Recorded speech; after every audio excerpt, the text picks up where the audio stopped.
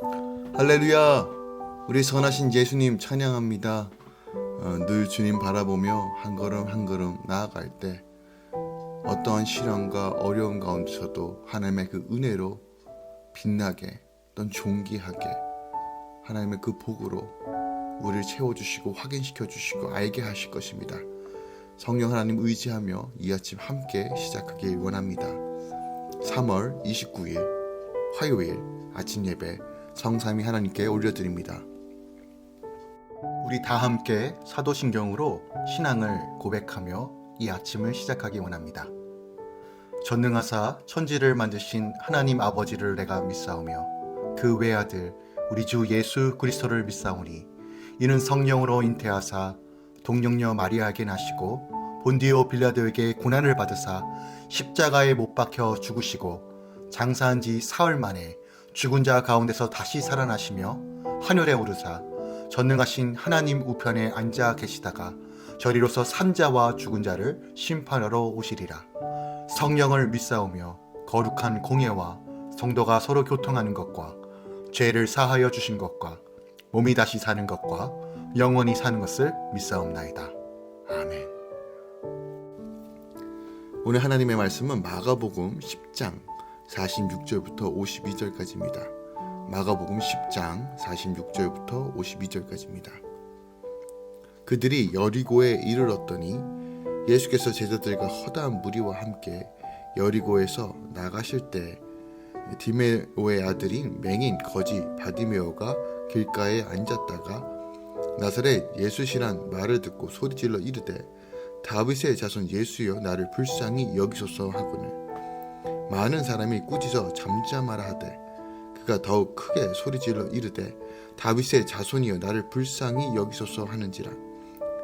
예수께서 머물러 서서 그를 부르라 하시니 그들이 그 맹인을 부르며 이르되 안심하고 일어나라 그가 너를 부르신다 하매 맹인이 겉옷을 내어리고 뛰어 일어나 예수께 나아오거늘 예수께서 말씀하여 이르시되 내게 무엇을 하여 주기를 원하느냐. 맹인이 이르되 선생님이여 보기를 원하나이다.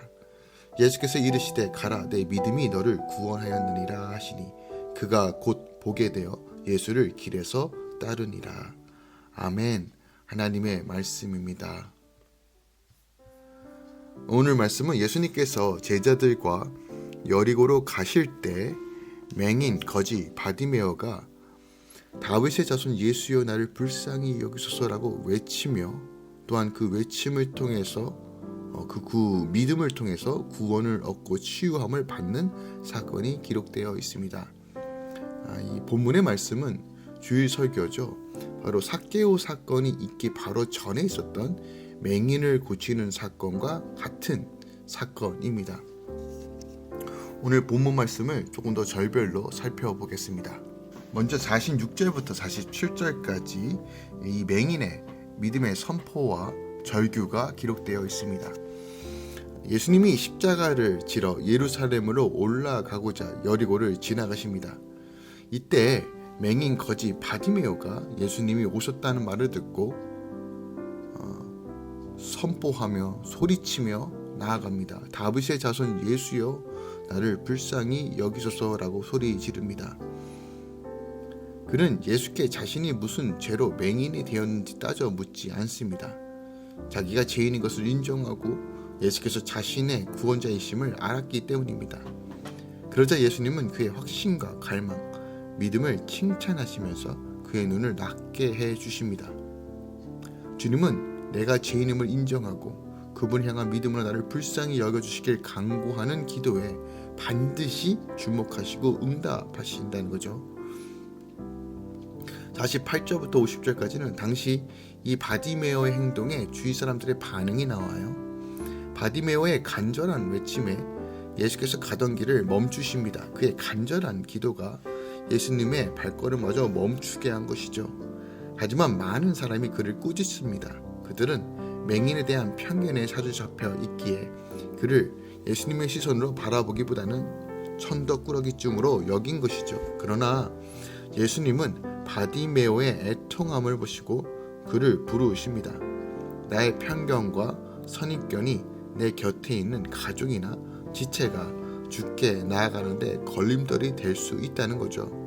그러므로 성도는 복음을 전하는 전도자가 되기커녕 복음의 회방꾼이 되지 않도록 늘 주의해야 한다는 거죠.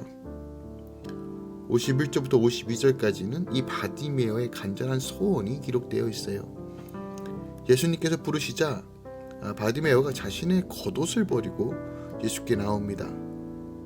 겉옷을 버렸다는 것은 자신의 모든 것들을 벗어 던지고 예수께 나아갔다는 거예요. 예수님은 그의 필요를 잘 알고 계셨지만 무엇을 해주기 원하는지 다시 한번 그에게 묻습니다. 바디메어의 고백으로 그의 믿음을 확증하게 하시려는 것이죠. 주님, 보기를 원합니다 라는 그의 대답에 예수님이 내 믿음이 너를 구원했다라고 하시니 그가 곧 보게 되어 예수를 따릅니다. 주님을 따르기 원했기에 믿음으로 말미암아 앞을 보게 된 것입니다.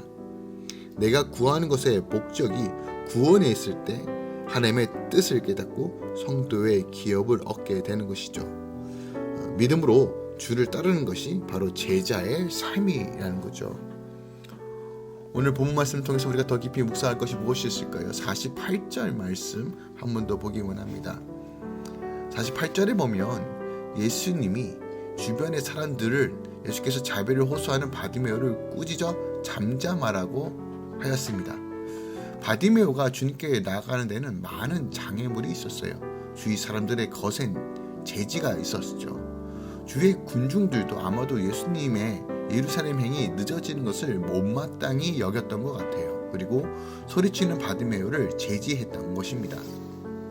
바디메오가 예수님을 다윗의 자손, 즉 메시아적 칭호로 부르자 그들은 아직 예수님을 메시아로 생각지 않았기 때문에 그를 제지하였을지도 모릅니다. 그리고 주위에 많은 사람들로부터 이러한 책망을 들었던 바디메오는 심적으로 크게 위축되었을 것이에요. 그러나 본문을 보면 바디메오는 자신을 꾸짖는 사람들의 제지와 방해에 개의치 않습니다. 바디메오는 이에 굴하지 않고 더욱 크게 소리지르며 주님께로 나아갑니다. 그리고 그러므로 이 모든 방해물들을 극복해 나가는 것이에요. 주변 사람들이 뭐라 하든 그리고 어떻게 생각하든 오직 예수님만을 바라보며 외쳤던 것입니다. 믿음이 없으면 이것은 절대로 불가능한 것입니다.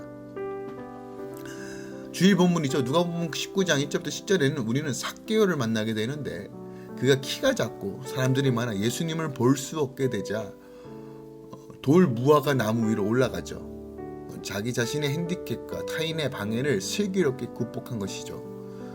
삭개오에게 그만한 믿음이 있었기 때문입니다. 또한 사도행전 9장 26절 이하에 보면 사울이 회심한 후 예루살렘의 성도들은 그를 인정하지 않고 그와 교제하는 것조차 꺼려 했죠. 그러나 사울은 이런 주위 사람들의 반대와 반감에도 불구하고 꿋꿋하게 복음을 전합니다. 신앙생활을 함에 있어서 우리에게도 역시 주위 사람들의 많은 반대와 제지, 심지어는 핍박이 있을 수 있습니다. 그것이 예수를 믿는 사람들로부터 오는 핍박도 있다는 거예요.